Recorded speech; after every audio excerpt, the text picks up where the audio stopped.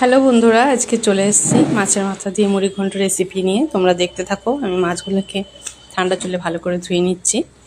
আমার মাছ ধোয়া হয়ে গেছে। দিয়ে দিচ্ছি হলুদ, দিয়ে দিচ্ছি লবণ স্বাদ মতো। মাছটাকে মেখে নেব। এদিকে কড়াইয়ে আমি তেল বসিয়ে দিয়েছি, তেল গরম হয়ে গেছে। আমি দিয়ে দিলাম মাছগুলো কড়াইয়ে। এদিকে আমি মশলা রেডি করে নিচ্ছি পাঁচ ফোড়নের জন্য। পেঁয়াজ কাটা হয়ে গেছে, আলু কাটা হয়ে গেছে। চালটা আমি ধুয়ে নেব ঠান্ডা জলে। 3 কাপ চাল নিচ্ছি। 3 কাপ চাল নেওয়া হয়ে গেল।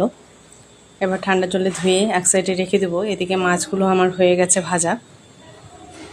এবার দিয়ে দেব ফোড়ন। দিয়ে দেবো ফোড়নটা ভাজা ভাজা হলে দিয়ে দিচ্ছি পেঁয়াজ।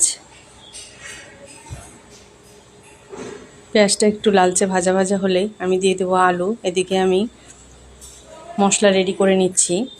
আদা কাঁচা লঙ্কা পেস্ট করে নিচ্ছি। আমার হয়ে গেছে পেস্ট দিয়ে দিলাম। মশলাটাকে ভালো করে কষিয়ে দিয়ে দেবো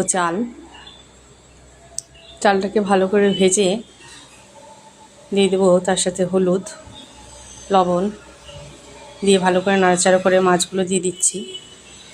মাছগুলো দিয়ে ভালো করে নাড়তে হবে যাতে স্বাদ হয়। এই নাড়াটাই হচ্ছে আসল মুড়ি ঘন্টের। ভালো করে চালটাকে ভেজে দিয়ে দেবো জল পরিমাণ মতো, যাতে সেদ্ধ হয় চালটা ভালো করে। জল দেওয়া হয়ে গেল। আমি এবার ঢাকা দিয়ে দেব চালটা যেন ভালো করে সেদ্ধ হয়। 10 মিনিটের মতো রেখে আমি দেখব চালটা হালকা সেদ্ধ হয়ে গেছে। আমি এবার একটু হালকা নেড়ে দেব। নাড়াচাড়া করার পরেই আবার একটু হালকা ঢেকে দেব। তোমরা দেখতেই পাচ্ছ জলটা শুকিয়ে গেছে। এবার আমার চালটা ভালো মতোই সেদ্ধ হয়ে গেছে। আমি ভালো করে আরেকবার নাড়াচাড়া করে চালটাকে ড্রাই করে একটু দিয়ে দিচ্ছি সুন্দর সুস্বাদু ঘি। ঘি দিলে ফ্লেভারটা খুব ভালো আসে, আরও খেতে ভালো লাগে।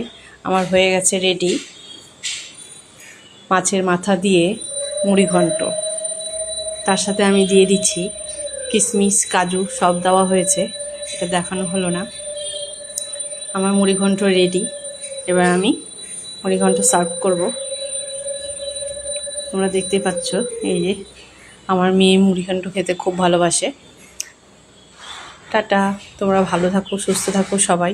আর আমার মুড়ি ঘন্ট কেমন হয়েছে তোমরা নিজেরা বাড়িতে করে খেও, আর খেয়ে কমেন্ট করে আমাকে জানিও যে তোমাদের কেমন লেগেছে। টাটা।